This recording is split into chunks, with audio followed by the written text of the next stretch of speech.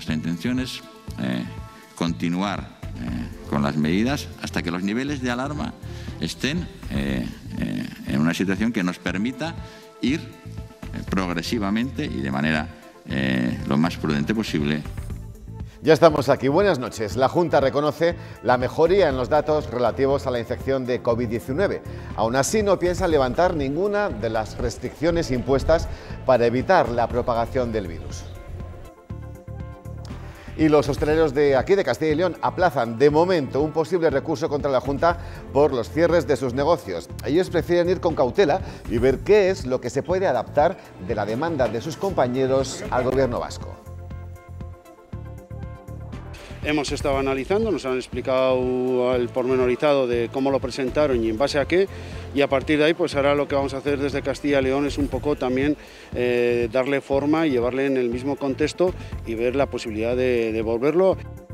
Más allá de la pandemia, 4 años lleva cerrado el campo petrolífero de Ayoluengo. El Ministerio de Transición Ecológica pone en marcha la segunda fase de desmantelamiento, mientras que el de Cultura está tramitando la declaración del campo como bien de interés cultural. Ya desde el 2018, en vistas de que el desmantelamiento era firme, pues empezamos a trabajar en que quedaran, ¿no?, esos monumentos. Puede darse la paradoja de que se declare como bien de interés y que se haya desmantelado el campo. Hoy, 11 de febrero, es el Día Internacional de la Mujer y la Niña en la Ciencia. Solamente el 28% de los alumnos se decantan por carreras científico-tecnológicas y la gran mayoría son hombres. Y sí que es cierto que había un mayor porcentaje de niños que decían que querían hacer profesiones relacionadas con la ingeniería, pero tampoco un porcentaje alto respecto al total. La Vuelta a España 2021 ha conocido hoy en Burgos cuál será su recorrido para este año. Para empezar, la ronda saldrá de la Catedral Burgalesa, un escaparate inmejorable para conmemorar los 800 años del templo burgalés. Hemos querido apostar en esa primera etapa por una vuelta absolutamente monumental, es la vuelta de las catedrales, que va a tener un recorrido eminentemente urbano por una ciudad que es patrimonio histórico. Avanzamos el tiempo. Se esperan lluvias de madrugada y a primeras horas de la mañana, especialmente en el norte de la provincia. Mañana las temperaturas no variarán apenas y el fin de semana será estable, seco y de ambiente suave.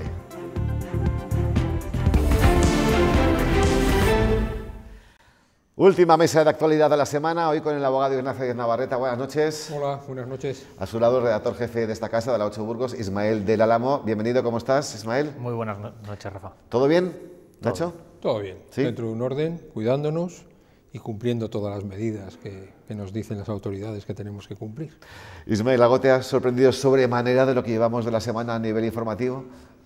No, quizá hoy que haya salido al final la Junta para decir que quiere seguir manteniendo esas restricciones, y algo que me parece bastante injusto con Burgos provincia, que es la que mejores datos presenta, y ya estamos con una incidencia acumulada inferior a 500, con lo cual deberíamos estar en una mejor situación en cuanto a la vida cotidiana, por lo menos tener algo de vida cotidiana que necesitan nuestros comerciantes, nuestros hosteleros y nuestros ciudadanos. Pues precisamente eso que resaltas es nuestra primera noticia en esta mesa de actualidad, porque, como bien acaba de decir Ismael, a pesar de que esas cifras reflejan un descenso importante de los contagios, la Junta todavía no se plantea medidas de desescalada. Es más, siguen pidiendo al Gobierno central herramientas que les den seguridad jurídica para afrontar esta tercera ola.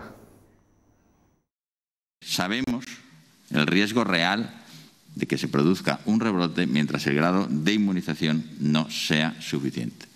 Por tanto, nuestra intención es continuar con las medidas hasta que los niveles de alarma estén en una situación que nos permita ir progresivamente y de manera lo más prudente posible.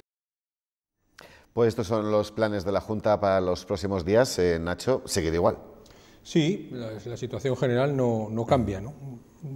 A mí no me ha sorprendido tanto como Ismael, porque la trayectoria de la Junta, y en particular tanto del vicepresidente como de la consejera de Sanidad, que por otra parte es verdad que que ellos dos están siendo foco nacional. Quiero decir, a lo largo de la pandemia, pero especialmente en los últimos meses, son referencia en muchos medios informativos nacionales como de personas que han optado por una, diríamos, decisión muy rígida, muy estricta en cuanto a las medidas de confinamiento y restrictivas, y por lo tanto se caracterizan por ello. A mí no me sorprende, ¿no?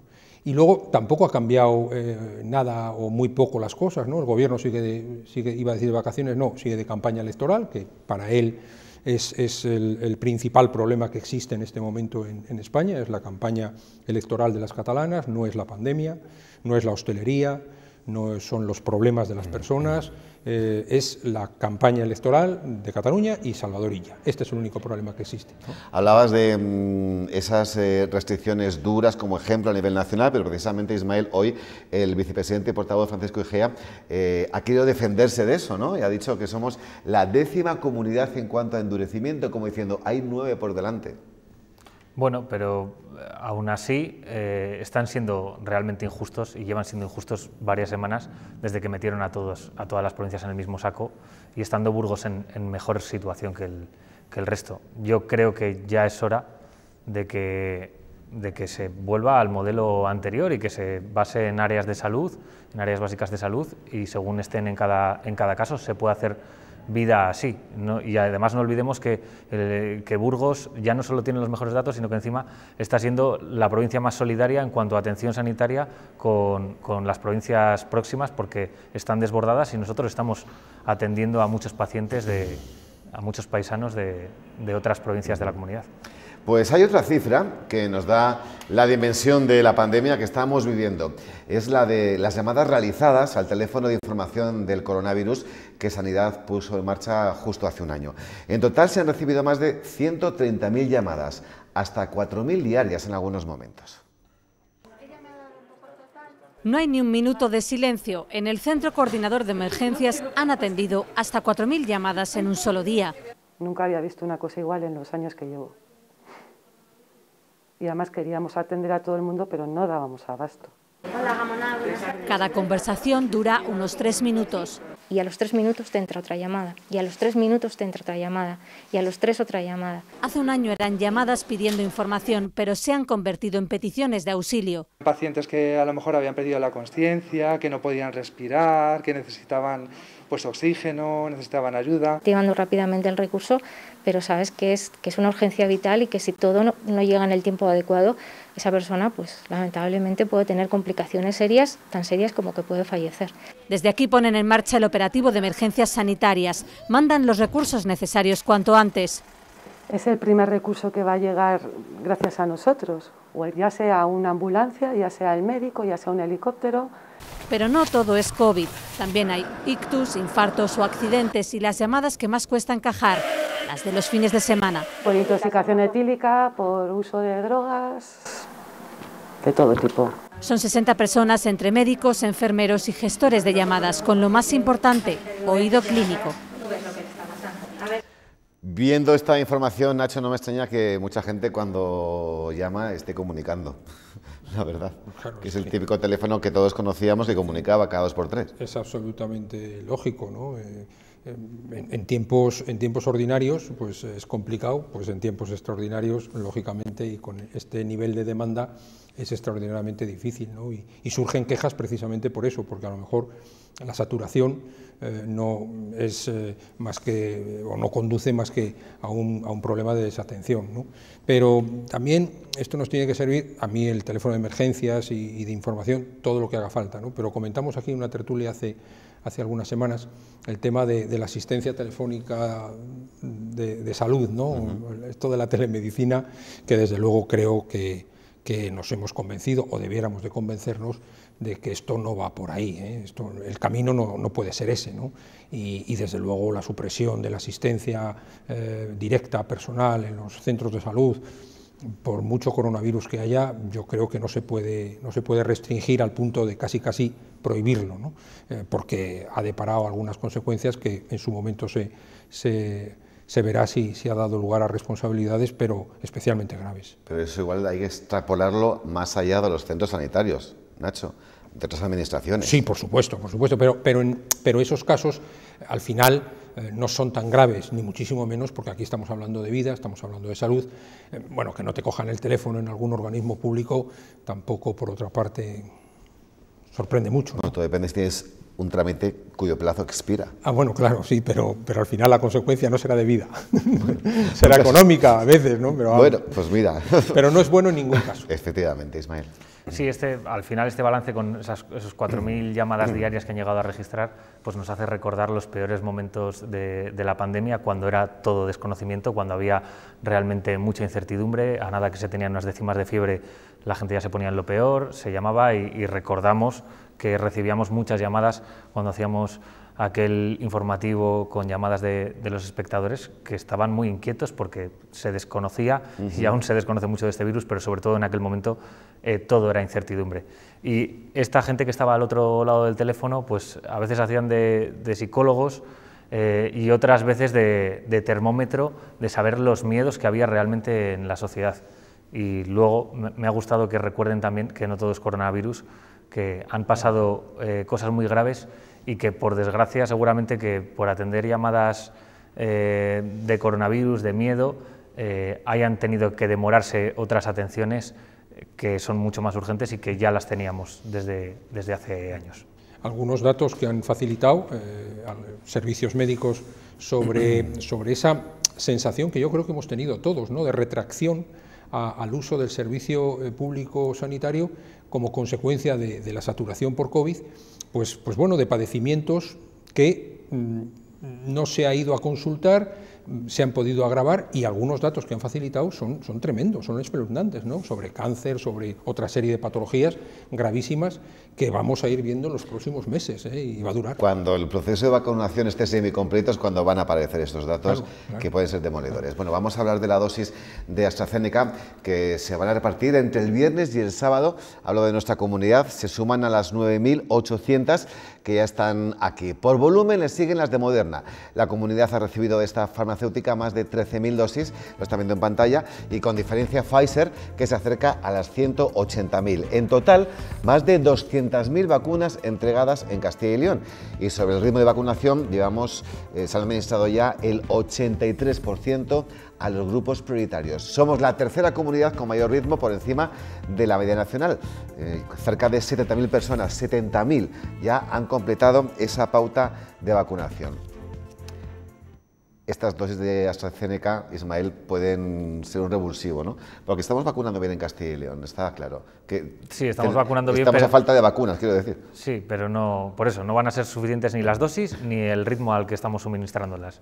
Entonces, bueno, que vengan variantes de vacunas está bien, pero yo creo que todavía se está haciendo a un ritmo bajo para cumplir con los objetivos que se estaban marcando el Gobierno y que al final, lo habíamos hablado en otras mesas, todo pasa por la vacunación, todo pasa por la inmunización, y aunque estos datos de miles parecen abultados, realmente cuando vamos a porcentajes de población todavía estamos lejos, y ya veremos a ver cuándo nos toca a nosotros recibir esa vacuna. Bueno, tiempo, desde luego. Sí, hay algún medio de comunicación a nivel nacional que publica todos los días los cambios en cuanto a los porcentajes, en cuanto al número de vacunados, tanto a nivel nacional como por comunidades autónomas, ¿no? Creo que hoy estábamos todavía situados no alcanzando el 3%, ¿no? Con lo cual, si el objetivo de junio era el 70%, me parece que seguimos estando no lejos, seguimos estando infinitamente lejos, ¿no? Por otra parte, la comparativa con otros países es demoledora para España, una vez más. Y eso es grave, especialmente grave, porque denota, más allá del problema del suministro coyuntural o que permanezca, denota que, yo por lo menos tengo esa sensación, y así lo vengo expresando, que la vacunación en España, tanto en su logística como en su estrategia, no ha sido una prioridad primero de país, segundo, absoluta y total por encima de cualquier otra cuestión, y esto es gravísimo, porque sí que ha habido países donde la vacunación ha sido, tanto desde el punto de vista estratégico como desde el punto de vista logístico, una prioridad absoluta, y por supuesto desde el punto de vista económico. Y eso yo sinceramente tengo la sensación, la sigo teniendo hoy, que no lo es en España. Y alguna vez, cuando termine todo este proceso, como antes decíamos, veremos las consecuencias de todo eso, porque hay que recordar que sigue muriendo muchísima gente todos los días, a pesar de que haya otro... Y el juego no puede ser que uno lo haga, que se cuele el otro tal, porque al final eso son tormentas de arena del problema principal. El problema principal es que tenemos unos gobiernos que no han fijado esta prioridad, cuando no había otra prioridad que fijar. Bueno, ya de alguna manera, Ismael, lo dijimos aquí en el informativo en la mesa, la presidenta europea von der Leyen admitía, ¿no?, que había sido demasiado optimista, confiando en la palabra de las farmacéuticas, que al final es todo el origen del problema que tenemos en España y en toda Europa. Sí, pero y aún así tampoco se están administrando el 100% de las vacunas que tenemos. Entonces, yo creo que es un poco compartida entre la estrategia de vacunación y el suministro de las vacunas. Creo que es un problema un poco mixto, pero en cualquier caso hay ejemplos de países que lo están haciendo mejor o que se lo han tomado más en serio o que han volcado más recursos en la vacunación, en el plan de vacunación. Y creo que, vamos, por supuesto estamos a tiempo y queda mucho por hacer, pero creo que se debería de ir un poco más rápido. Pues hablando de vacunas y de vacunados, la Fiscalía de Murcia está investigando la presunta vacunación irregular del obispo de Cartagena y algunos de sus colaboradores más estrechos. Entre ellos se encuentra una cara muy conocida para todos ustedes, el arzobispo emérito de Burgos, Francisco Gil Hellín. El prelado de Cartagena, José Manuel Lorca, ha pedido disculpas y ha indicado que incluyó a Gil Hellín en el proceso de vacunación por creer que era una persona de riesgo debido a su avanzada edad. Esto ocurría, Ismael, en una residencia de ancianos, ¿no? Sí. Y parece ser que ellos se hicieron pasar por capellanes que no eran de esa residencia en concreto. Al final, me imagino que el cargo de Gil Hellín en Murcia no sea el de capellán. Y bueno, esto además yo creo que en el ámbito político está mal, en el ámbito religioso toca incluso la ética y no sé hasta qué punto, y eso que Gil Hellín es octogenario y pronto le tocará por turno ser vacunado. Creo que hablan por sí solas las palabras y los hechos. Bueno, pero ha sido el prelado de Cartagena, ¿no?, quien ha reconocido que fue el que le incluyó. Sí, pero bueno, le incluyó seguramente que por el propio interés de Gil Hellín. Desconozco hasta dónde ha llegado el asunto, pero el hecho en sí mismo pues habla por sí solo, sobre todo en materia, en un hombre dedicado a la religión. Que no le tocaba, no le tocaba, eso está clarísimo. Nacho tiene otro parecer sobre los que se saltan la cola de la vacuna. No, bueno, ya no lo ve tan grave, creo. No, yo no digo que no sea grave.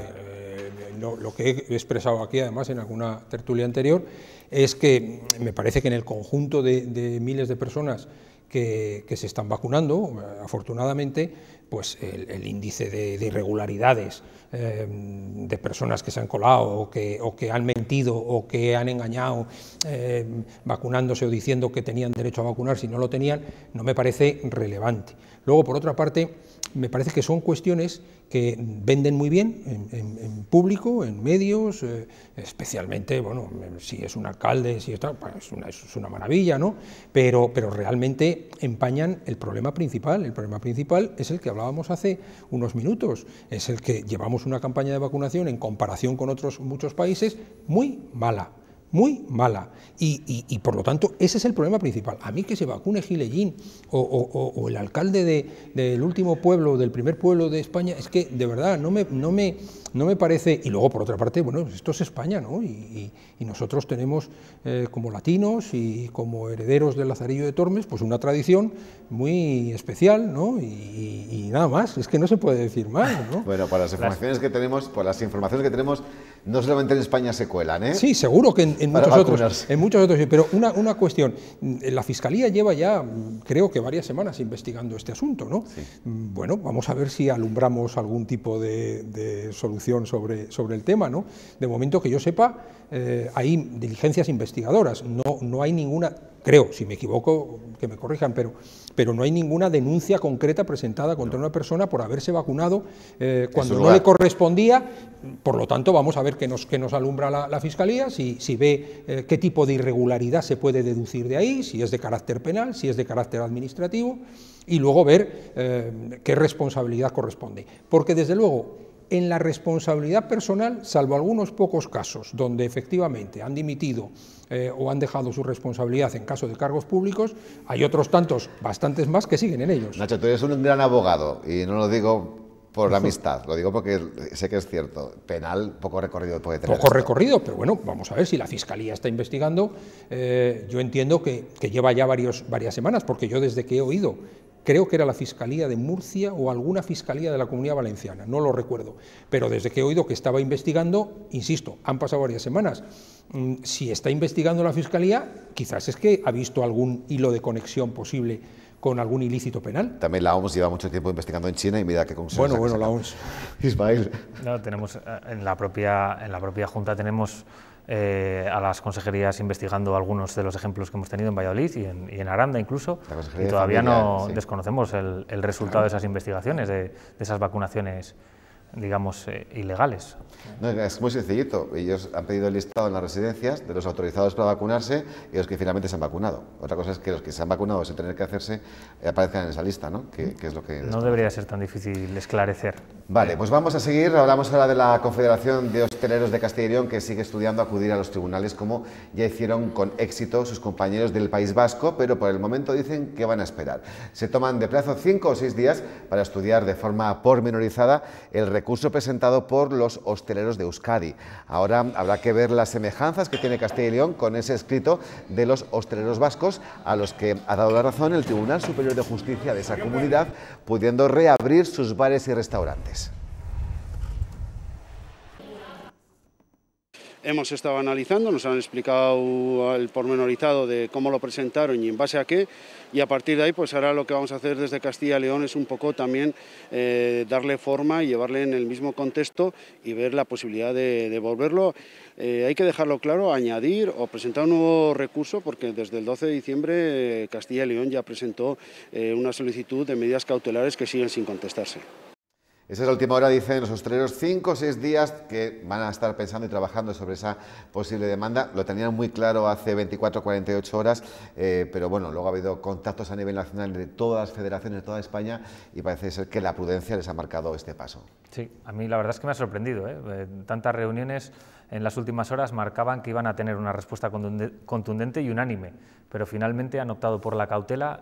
Yo creo que no lo ven tan claro que sea extrapolable la razón que les han dado en el País Vasco a sus compañeros de hostelería y bueno, creo que se puede hacer una lectura positiva. Si son el utilizar la cautela en estos casos demuestra precisamente que los hosteleros tienen sus dudas de que reactivar la actividad podría traer un repunte de datos y quizá luego que se volviese en su contra cuando la sociedad está muy sensibilizada y muy en favor de la hostelería y de los hosteleros.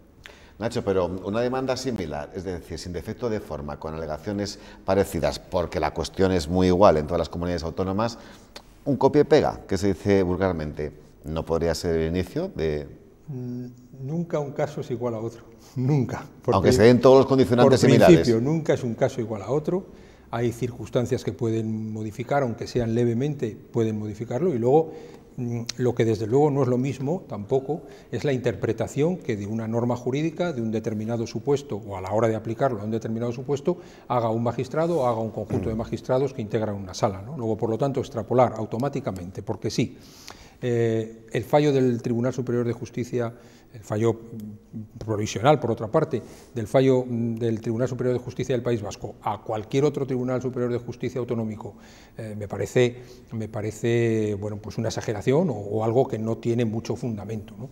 Pero, en todo caso, claro, es que al final la justicia viene a tener que resolver un problema de reglamentación de carácter puramente administrativo y en este caso administrativo técnico-médico, ¿no? Es decir, lo que los hosteleros no entienden, lo hemos comentado aquí tantas veces, es por qué las diferencias entre comunidades autónomas que permiten al sector de la hostelería funcionar de una manera y en otras comunidades autónomas funcionan de otra. Y no está justificada la discriminación, no está justificada ni en el nivel de incidencia, ni en el nivel de casos, ni en estudios técnicos epidemiológicos. Esto es lo que crea el desconcierto, que le obligamos a los jueces a resolver precisamente fundamentándose en razonamientos técnicos. Esta es la cuestión, los científicos, ¿no? Entonces, estamos haciendo, con perdón, un pan con unas tortas. Bueno, pues tenemos 30 segundos solamente para hacerle un regalo a Nacho Navarrete. En Cataluña la polémica está en la nariz de Salvadorilla. Todos los partidos le critican, primero por no haberse querido hacer una PCR antes de un debate en TV3, y también su nombre está en otro hito de la campaña. Los independentistas se han comprometido por escrito, es decir, por escrito, para que no sea un mensaje fugaz de campaña electoral, a no pactar con el gobierno catalán. Ni ellos mismos se creen lo que están diciendo, ¿no? Y se retratan en esta foto de Colón del independentismo para hacer lo que no han sido capaces de hacer y que nos ha llevado a unas elecciones por su incapacidad de sustituir a Torra, ¿no? Independentistas dicen por escrito que no pactarían con el Partido Socialista de Cataluña. 30 segundos, Ismael. Le dejo la palabra a Ignacio. Que ya que finalizara. No, a mí me parece un despropósito lo que va a suceder en Cataluña el domingo. En algunos aspectos, especialmente un despropósito, como el de votar las personas que tengan positivo en PCR a una determinada hora, por muchas medidas de seguridad que se adopten. Me parece una contradicción absoluta con lo que se ha estado haciendo hasta el momento en el conjunto de España. Y respecto de ella, pues desde luego algo yo creo que no le empieza a encajar bien al PSC y a ella, y por derivación a Pedro Sánchez, en relación con lo que pueda suceder el domingo en Cataluña. Pues lo comentaremos la semana que viene. Hasta aquí nuestra mesa de actualidad hoy con Ismael del Álamo. Gracias, Ismael. Y con Ignacio Navarrete lo mismo. Gracias, hasta la buenas próxima, noches. Que descanséis, buenas noches. Hasta aquí la opinión, 2 minutillos y venimos con mucha información.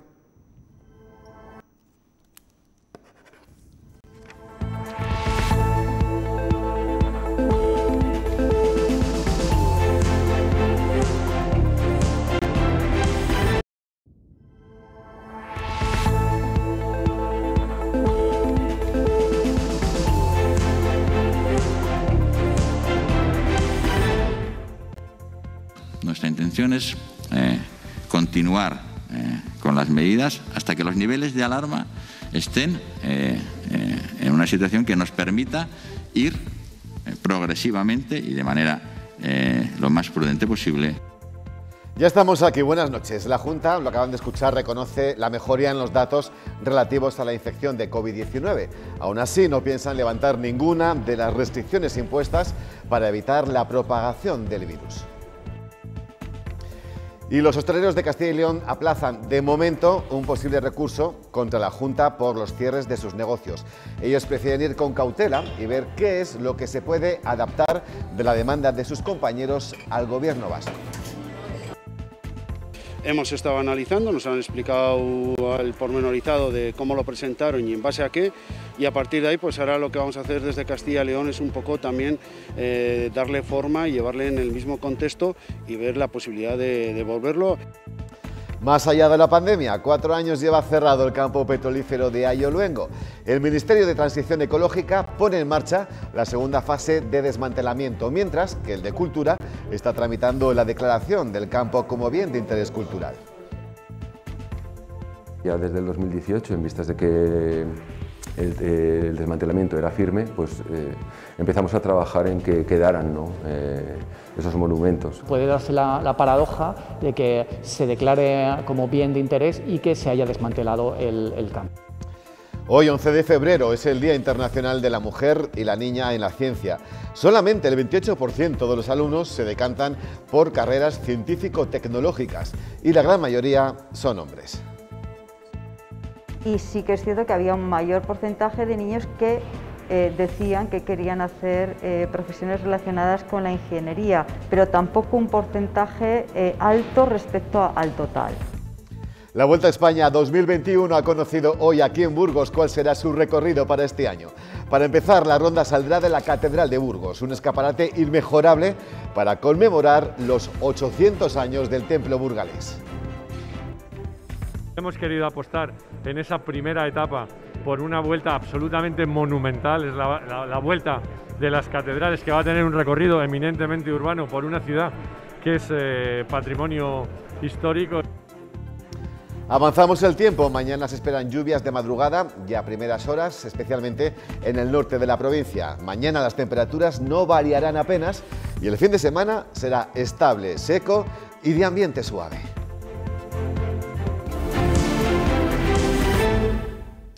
Actualizamos datos sanitarios. 91 nuevos casos de coronavirus se han detectado desde ayer en Burgos. A día de hoy registramos una incidencia de 411 casos por cada 100.000 habitantes en los últimos 14 días como referencia.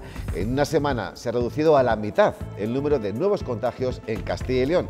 Además, no se ha notificado ningún fallecimiento en los hospitales de Burgos, algo que no pasaba desde el 23 de enero. Hay otra cifra que nos da la dimensión de la pandemia que estamos viviendo. Es la de las llamadas realizadas al teléfono de información del coronavirus que Sanidad puso en marcha justo hace un año. En total se han recibido más de 130.000 llamadas, hasta 4.000 al día. No hay ni un minuto de silencio. En el Centro Coordinador de Emergencias han atendido hasta 4.000 llamadas en un solo día. Nunca había visto una cosa igual en los años que llevo. Y además queríamos atender a todo el mundo, pero no dábamos abasto. Cada conversación dura unos 3 minutos. Y a los 3 minutos te entra otra llamada, y a los 3 minutos te entra otra llamada, y a los 3 otra llamada. Hace un año eran llamadas pidiendo información, pero se han convertido en peticiones de auxilio. Pacientes que a lo mejor habían perdido la consciencia, que no podían respirar, que necesitaban pues oxígeno, necesitaban ayuda. Activando rápidamente el recurso, pero sabes que es una urgencia vital y que si todo no llega en el tiempo adecuado, esa persona pues lamentablemente puede tener complicaciones serias, tan serias como que puede fallecer. Desde aquí ponen en marcha el operativo de emergencias sanitarias. Mandan los recursos necesarios cuanto antes.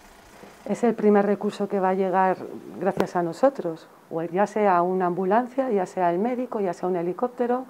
Pero no todo es COVID. También hay ictus, infartos o accidentes y las llamadas que más cuesta encajar, las de los fines de semana. Por intoxicación etílica, por uso de drogas, de todo tipo. Son 60 personas entre médicos, enfermeros y gestores de llamadas, con lo más importante, oído clínico.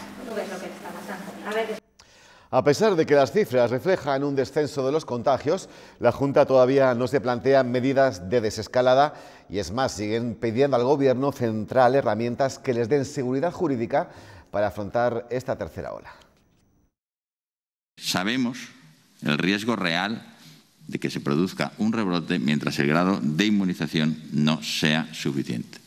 Por tanto, nuestra intención es continuar con las medidas hasta que los niveles de alarma estén en una situación que nos permita ir progresivamente y de manera lo más prudente posible.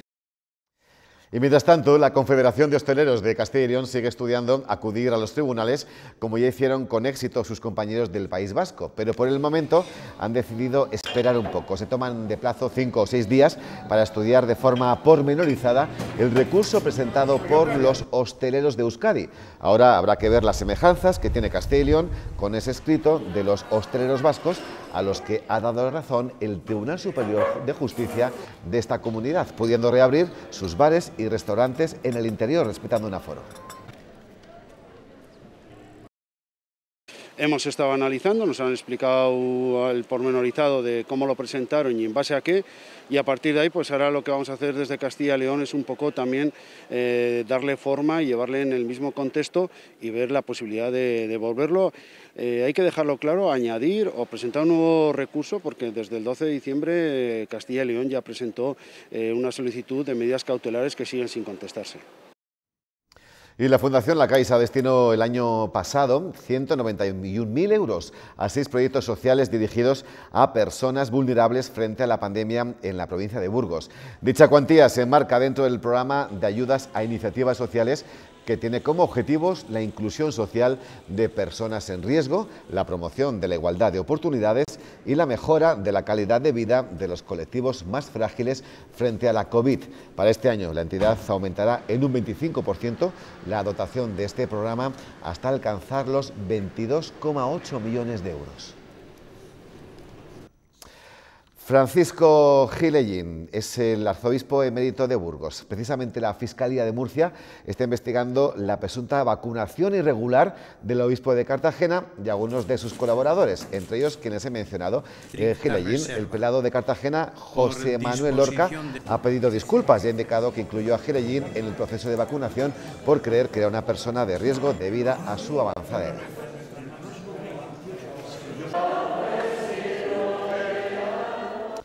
La limitación del saldo que se recuperará en el cambio inicial de la tarjeta Bonobur a 4 euros no convence a los usuarios. Hemos sacado nuestras cámaras a la calle en los días previos a iniciarse este proceso para conocer la opinión de los burgaleses. Luis Ángel Rozas. La tarjeta Bonobur que utilizamos en los autobuses urbanos de Burgos tiene los días contados. A partir del próximo martes y durante los próximos 3 meses tendremos que cambiarla en los diferentes centros cívicos de la ciudad. Pero atención, en un primer momento ese cambio, que es gratuito, tan solo nos permitirá recuperar 4 euros de saldo como máximo. El resto del importe tendremos que esperar a que transcurran esos 3 meses para acudir a las oficinas de Virgen del Manzano y poder recuperarlos. Unos trámites algo engorrosos, demasiado complicado, es lo que opinan los burgaleses. Lo veo raro, porque a ver, que tienes que esperar a que tengas 4, porque si no, o lo pierdes o no lo puedes cambiar. Eso no me parece correcto. Pues mal, porque cuesta lo mismo cambiar 4 que 25. Pero deberían de devolver el dinero completo que está en la otra tarjeta. Como estaba antes yo lo veía bien, pero si han hecho un cambio por algo será, supongo. Es muy asidua del servicio público y entonces lo cargo con bastante dinero. Y ahora tienes que esperar a gastar ese fondo para poder luego dejarlo en 4 euros. El Ayuntamiento de la capital ampliará las plazas de zona azul en los 4 aparcamientos existentes entre los entornos de Hacienda y del Parque Regino Saiz de la Maza. En total, 189 plazas que pasarán a ser de pago. Desde el consistorio explican que se trata de compensar las más de 300 plazas de la hora suprimidas en los últimos años. Con estas casi 200 nuevas plazas de pago, Burgos vuelve a tener 4.000 estacionamientos regulados en superficie.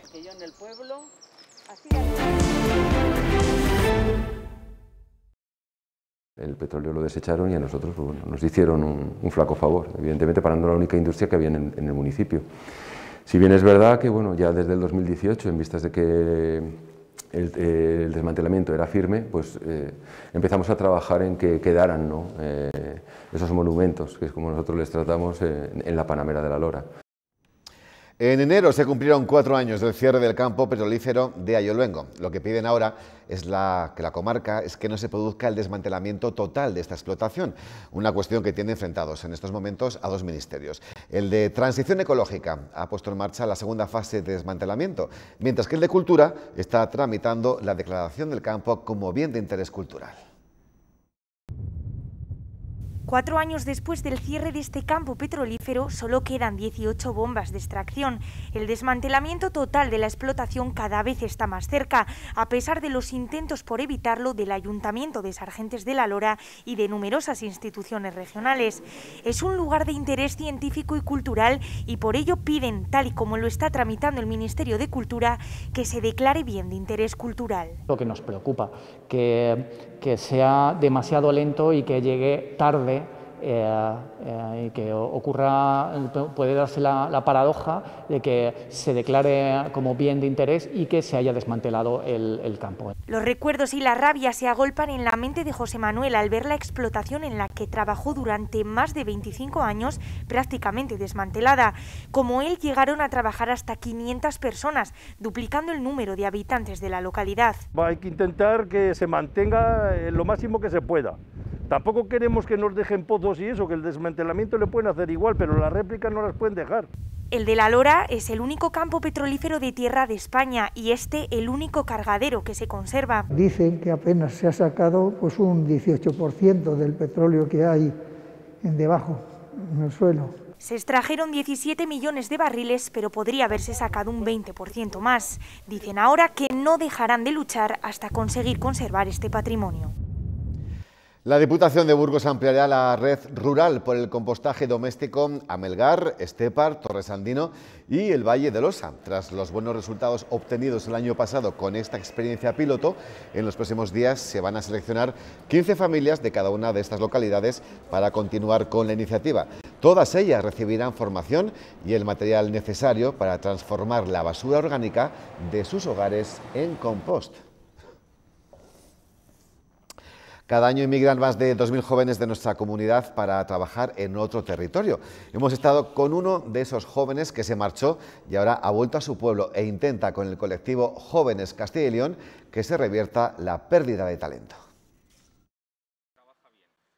Jorge tiene 36 años. Yo soy sociólogo y soy técnico en desarrollo rural. Se formó en Castilla y León y tras trabajar en otras autonomías decidió volver a su pueblo, Peguerinos en Ávila, y montar su propia empresa. La cobertura es mala, ni te cuento si llueve o nieva, ya la cobertura no existe, el acceso por carreteras, la conexión de tren es mala. Hace unos meses se sumó al colectivo Jóvenes de Castilla y León. Es un ejercicio casi de resistencia, ¿no? De decir, oye, queremos pelear y queremos intentarlo. Son ya 140 jóvenes de diversos sectores profesionales con ideas para revertir la despoblación. Muchos no nos conocemos entre nosotros. Y para que a nuestra comunidad no se le siga escapando el talento. Estamos fomentando muchísimo unos tipos de formaciones que aquí no hay una demanda de mano de obra existente ya, ¿no? Entonces eso inevitablemente va a acabar en que se nos vaya el talento. Consideran que los planes de retorno de las distintas administraciones buscan que vuelvan, pero no que permanezcan. Se sienten un poco una cifra, ¿no? Un número de decir, vale, este ya ha vuelto,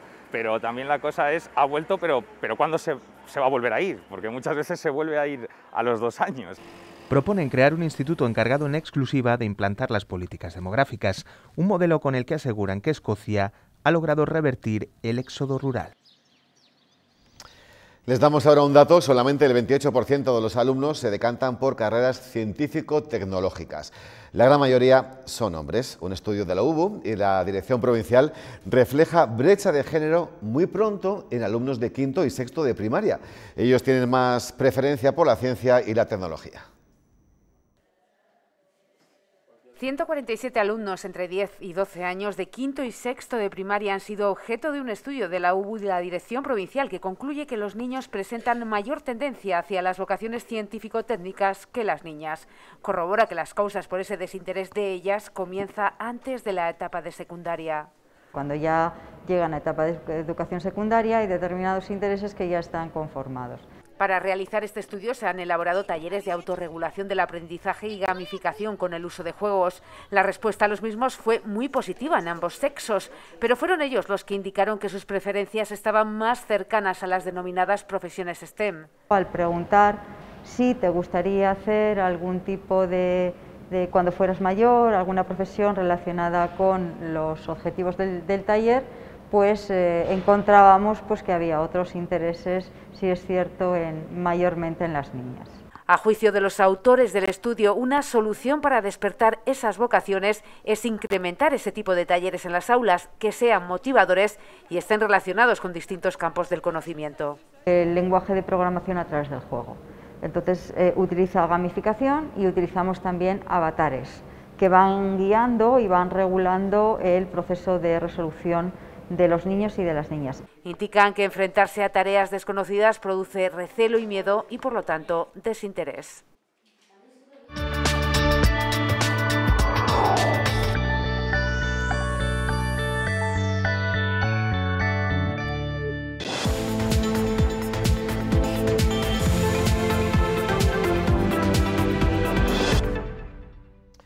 El Hereda San Pablo ha abierto esta tarde el baile de la Copa del Rey Madrid 2021. En su debut en una competición de enorme pedigrí, se miden con el Lenovo Tenerife. El resultado en este instante es de 85-70 a favor de los canarios.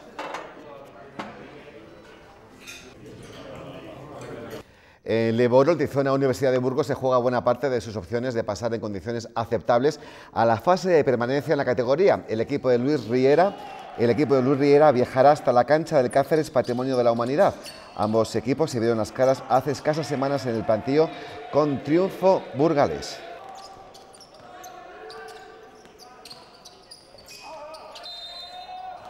La Vuelta a España 2021 ha conocido hoy en Burgos cuál será su recorrido para este año. Para empezar, la ronda saldrá de la Catedral de Burgos, un escaparate inmejorable para conmemorar los 800 años del Templo burgalés.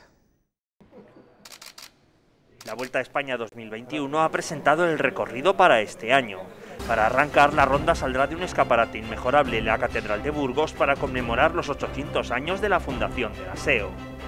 Hemos querido apostar en esa primera etapa por una vuelta absolutamente monumental, es la vuelta de las catedrales, que va a tener un recorrido eminentemente urbano por una ciudad que es patrimonio histórico. Las 3 primeras etapas de la carrera serán íntegras por la provincia burgalesa, una apuesta que coloca a Burgos en el escaparate de 190 países a los que se emitirá la prueba. El hecho de que Burgos vaya a tener por lo menos más de 9 horas de directo en televisión a 190 países, yo creo que eso es un buen escaparate, una muy buena plataforma. En el recorrido se ha querido además apostar por una competencia que dure hasta el final. La última semana va a marcar mucho, no se puede decir que el tercer fin de semana vaya a estar la vuelta decidida, ni mucho menos, hay oportunidades para todos.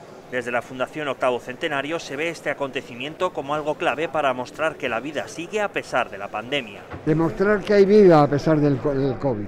Yo creo que es una de las funciones que estamos teniendo, que nuevamente cuando pensamos en el 17, cómo se podía celebrar los 800, no sabíamos que iba a haber este COVID dichoso dándonos guerra, pero no cabe duda que esto, la posición de la Fundación, es importante también para demostrar que detrás del COVID hay vida, hay ilusión. Tocará esperar hasta el 14 de agosto para poder presenciar esta especial Vuelta a España que acabará en Santiago de Compostela y en la que no estará, salvo cambio de última hora, Primož Roglič, pero sí tomará la salida el ganador del último Tour de Francia, su compatriota Tadej Pogačar.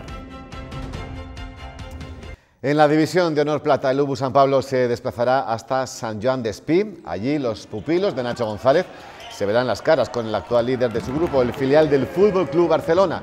Los azulgranas no han cedido ni un solo punto en su cancha de la ciudad deportiva Joan Gamper y todas sus victorias han sido por diferencias superiores a los 3 goles. Juegan un estilo de balonmano muy vertiginoso gracias a la juventud y el talento de una plantilla cargada de internacionales que en algunos casos han tenido minutos con el primer equipo en la Asobal.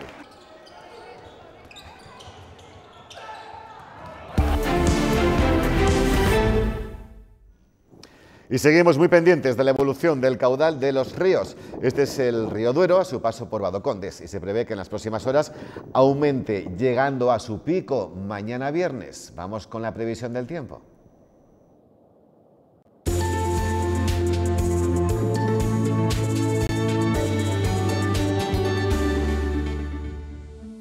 La entrada de una masa de aire más templado y más húmedo ha favorecido las nieblas esta mañana. Nieblas, por ejemplo, en Buñol, como nos muestra la webcam de la DGT. También nieblas y ya sin nieve en Barbadillo de Herreros. Y niebla, pero con nieve en Río Cavado de la Sierra. Mientras en el norte estaban los cielos con grandes claros, como veíamos en la Plaza Mayor del Ayuntamiento de Villarcayo. Y todo esto se reflejaba en la imagen del satélite Meteosat, donde vemos cómo hay nubosidad de tipo bajo afectando sobre todo a la mitad occidental de la península ibérica, mientras en el este, en la mitad oriental, estaban los cielos despejados y lucía el sol. Mañana, en la situación prevista a mediodía, el frente que nos afectará esta próxima noche y mañana a primeras horas ya se irá alejando al mediodía hacia el este, y un anticiclón, como vemos, se empieza a acercar a la península por el oeste.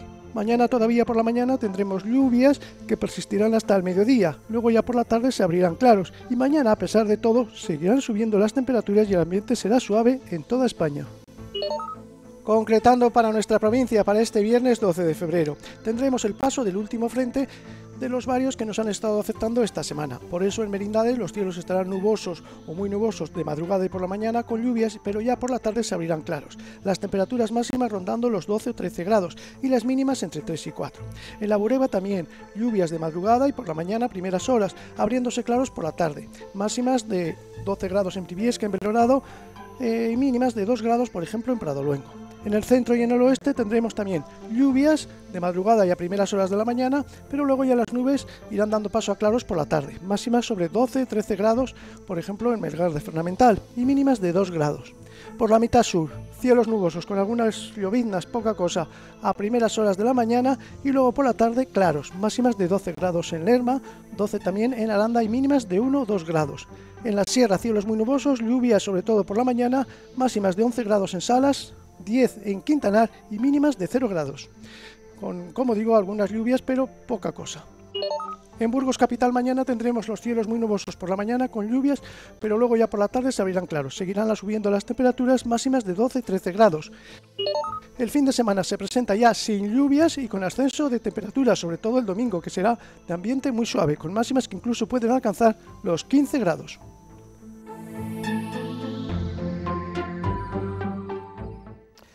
Y ya nos marchamos, poco a poco la curva de contagios va bajando, no solamente en Burgos, que lleva ya tiempo, sino también a nivel regional. Eso sí, sin levantarse aún ninguna de las restricciones. Y en lo deportivo, hoy les hemos contado el papel importante que Burgos y su catedral tendrán en la próxima Vuelta a España 2021.